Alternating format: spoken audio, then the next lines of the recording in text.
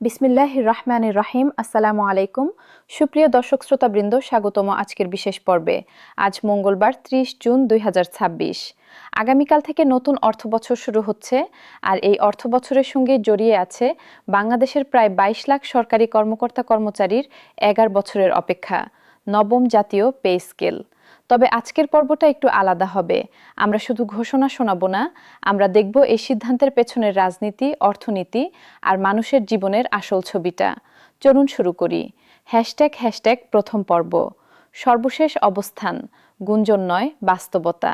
গত কয়েক সপ্তাহে এই বিষয়ে অনেক তথ্য ছড়িয়েছে, কিছু সত্য, কিছু গুজব।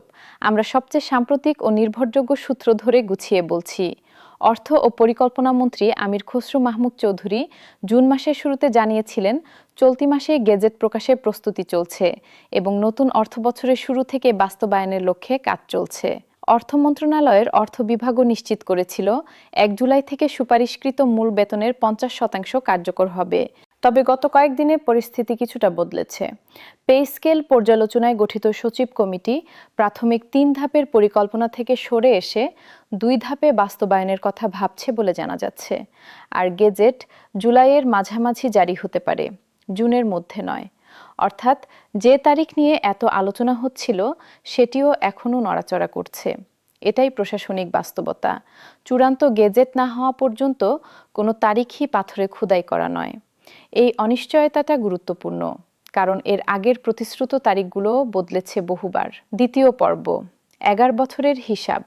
সংখ্যায় যা বলা আছে, 2015 সালে 8ম পে স্কেল কার্যকর হওয়ার পর থেকে এ পর্যন্ত সরকারি কর্মচারীদের সম্মিলিত মূল্যস্ফীতির ধাক্কা সওয়াতে হয়েছে প্রায় 108%। এর মানে যে টাকায় 2015 সালে একটি পরিবার চলত, এখন সেই একই কেনাকাটায় দ্বিগুণেরও বেশি টাকা লাগে, অথচ বেতন কাঠামো বদলায়নি। এই ফারাকটাই কর্মচারী সংগঠনগুলোর সবচেয়ে বড় যুক্তি। সরকারি কর্মচারী দাবি আদায় ঐক্য পরিষদ সহ একাধিক সংগঠন গত মাসগুলোতে জাতীয় প্রেস ক্লাবের সামনে অবস্থান কর্মসূচি পালন করেছে দ্রুত গেজেট প্রকাশের দাবিতে। এটি নিছক আনুষ্ঠানিকতা নয়, এটি একটি ক্রমবর্ধমান চাপ, যার পেছনে আছে বাস্তব সংসার খরচের হিসাব। তৃতীয় পর্ব, একজন মানুষের প্রতিনিধিত্বমূলক গল্প। এই গল্পটি কোনো নির্দিষ্ট ব্যক্তির নয়, এটি 22 লাখ মানুষের একটি প্রতীকী চিত্র। ধরা যাক একজন সহকারী শিক্ষক, নাম রাখি জাহানারা বেগম, বয়স 45, চাকরি 18 বছরের, থাকেন একটি জেলা শহরে, ভাড়া বাসায়, মূল বেতন 21,000 টাকার আশেপাশে, ভাতাসহ হাতে পান প্রায় 36,000, বাসা ভাড়া 9,000, বাজার খরচ 14,000, 2 সন্তানের পড়াশোনা 5,000, চিকিৎসা ও ওষুধ বাবদ গড়ে 2,000, যাতায়াত ও বিবিধ খরচ 3,000, মোট 33,000। হাতে থাকে মাত্র 3,000 টাকা, যা দিয়ে কোনো জরুরি প্রয়োজন, কোনো সঞ্চয়, কোনো স্বপ্নের জায়গা নেই। জাহানারা বেগমের মতো লাখো মানুষের কাছে নবম পে স্কেল শুধু একটি সংখ্যা নয়, এটি সম্মানের সঙ্গে বেঁচে থাকার একটি সুযোগ। চতুর্থ পর্ব, কেন 3 ধাপ নাকি 2 ধাপ? অর্থনীতির আসল হিসাব। অনেকেই প্রশ্ন করেন, 1 ধাপে কেন দেওয়া হচ্ছে না? উত্তরটা লুকিয়ে আছে বাজেটের অঙ্কে। নতুন পে স্কেল সম্পূর্ণ একবারে বাস্তবায়ন করতে সরকারের প্রয়োজন হবে কয়েক লাখ কোটি টাকা অতিরিক্ত ব্যয়। এই অঙ্কটা নিয়ে বিভিন্ন সূত্রে ভিন্নতা থাকলেও সবাই একমত যে এটি বাজেটের জন্য একটি বিশাল চাপ। 2026 থেকে 27 অর্থবছরের বাজেটে আপাতত প্রায় 35,000 কোটি টাকা থোক বরাদ্দ রাখার সিদ্ধান্ত হয়েছে, যা পুরো বাস্তবায়নের তুলনায় একটি আংশিক ধাপ মাত্র। একবারে পুরো বাস্তবায়ন করলে মূল্যস্ফীতিতে নতুন চাপ তৈরি হতে পারে, রাজস্ব ঘাটতি বাড়তে পারে এবং আন্তর্জাতিক ঋণদাতা সংস্থাগুলোর সঙ্গে চলমান শর্তাবলী মানা কঠিন হতে পারে।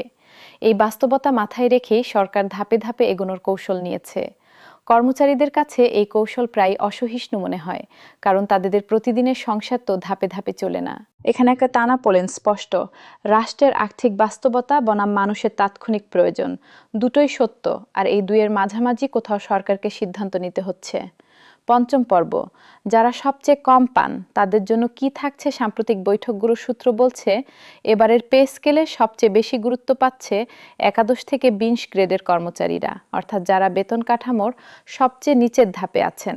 তাদের বেতন বৈষম্য দূর করা এবং বাজারের তীব্র মূল্যস্ফীতি মোকাবিলার বিষয়টিকে অগ্রাধিকার দেওয়া হচ্ছে বলে জানা যাচ্ছে। পেনশনভোগীদের ক্ষেত্রেও ইতিবাচক ইঙ্গিত আছে। 20,000 টাকার নিচে পেনশন পাওয়া ব্যক্তিদের জন্য পেনশন প্রায় দ্বিগুণ করার প্রস্তাব আলোচনায় আছে। 9 লাখের বেশি মানুষ এই সুবিধার আওতায় আসতে পারেন, তবে চূড়ান্ত হার ও পদ্ধতি গেজেট প্রকাশের আগে নিশ্চিতভাবে বলা যাচ্ছে না। ষষ্ঠ পর্ব, কর্মচারী সংগঠনগুলোর অমীমাংসিত দাবি শুধু বেতন বৃদ্ধি নয়। কর্মচারী সংগঠনগুলোর আরও কিছু পুরনো দাবি আছে, যা প্রায়ই আলোচনার বাইরে থেকে যায়। টাইম স্কেল ও সিলেকশন গ্রেড পুনর্বহাল, যেখানে নির্দিষ্ট বছর চাকরি পূর্ণ হলে স্বয়ংক্রিয়ভাবে পদোন্নতি বা বেতনের ধাপ বাড়ত, কিন্তু আগের পে স্কেলে এই সুবিধা তুলে নেওয়া হয়েছিল। পেনশন গ্র্যাচুইটির হার 1:500 টাকায় নির্ধারণ এবং 100% পেনশন সুবিধা পুনর্বহালের দাবিও দীর্ঘদিনের। জনপ্রশাসন মন্ত্রণালয় হয়ে এই দাবিগুলো অর্থ মন্ত্রণালয়ে পাঠানো হয়েছে বলে জানা গেছে, কিন্তু চূড়ান্ত সিদ্ধান্ত এখনো অমীমাংসিত। এই দাবিগুলো গেজেটে কতটা প্রতিফলিত হবে সেটাই এখন বড় প্রশ্ন। ## সপ্তম পর্ব, যা এখনো অস্পষ্ট সততার সঙ্গে বলতে গেলে এই মুহূর্তে এমন অনেক কিছু আছে যা চূড়ান্ত নয়। ইনক্রিমেন্ট ফিক্সেশনের সঠিক পদ্ধতি এখনো প্রকাশিত হয়নি। 2 ধাপ নাকি 3 ধাপে বাস্তবায়ন হবে তা নিয়ে সরকারি অবস্থানই বদলাচ্ছে। গেজেট জুনে আসবে বলা হলেও তা এখন জুলাইয়ের মাঝামাঝি পর্যন্ত গড়াতে পারে। বিভিন্ন ক্যাডার, সশস্ত্র বাহিনী ও বিচার বিভাগের জন্য আলাদা ব্যবস্থা থাকবে কিনা তাও স্পষ্ট নয়। এই অনিশ্চয়তাগুলো লুকিয়ে রাখার কিছু নেই, বরং এটাই বাস্তবতা। একটি জাতীয় পে স্কেল চূড়ান্ত হওয়া পর্যন্ত বহুপক্ষের সমঝোতা ও আলোচনার মধ্য দিয়ে যেতে হয়। অষ্টম পর্ব, সংখ্যার বাইরে মানুষের মর্যাদার প্রশ্ন। এই পুরো আলোচনার একটি দিক প্রায়ই আড়ালে থেকে যায়: মনস্তাত্ত্বিক প্রভাব। বছরের পর বছর অবমূল্যায়িত বেতনে কাজ করা একজন কর্মচারীর মনোবল, উদ্যম আর সেবার মান কিভাবে প্রভাবিত হয় তা নিয়ে গবেষণা অনেক কিছু বলে। যেখানে সরকারি বেতন সম্মানজনক, সেখানে দুর্নীতির প্রবণতা তুলনামূলক কম থাকে, কারণ সংসার চালানোর জন্য বিকল্প পথ খোঁজার তাগিদ কমে। নবম পে স্কেল তাই শুধু টাকার অঙ্ক নয়, এটি একটি বার্তা। রাষ্ট্র তার কর্মচারীদের শ্রমের মূল্য দিতে প্রস্তুত কিনা সেই প্রশ্নের উত্তর। ## নবম পর্ব, শেষ কথা। প্রিয় দর্শক, আজকের আলোচনার সার কথা হলো এটাই: নবম পে স্কেল এখনো একটি চলমান প্রক্রিয়া, চূড়ান্ত বাস্তবতা নয়। প্রতিশ্রুতি অনেক হয়েছে, অগ্রগতিও হয়েছে, কিন্তু গেজেট হাতে না আসা পর্যন্ত প্রতিটি তারিখ ও সংখ্যাকে সম্ভাবনা হিসেবেই দেখা উচিত, নিশ্চয়তা হিসেবে নয়। বাংলাদেশের 22 লাখ কর্মচারীর জীবনের সঙ্গে জড়িয়ে আছে এই সিদ্ধান্ত। আমরা আশা করি যত দ্রুত সম্ভব এই অনিশ্চয়তার অবসান হবে এবং একটি ন্যায্য, টেকসই কাঠামো তাদের হাতে পৌঁছাবে। যে কোনো নতুন আপডেট পেলেই আমরা আপনাদের জানাবো। ধন্যবাদ। আল্লাহ হাফেজ।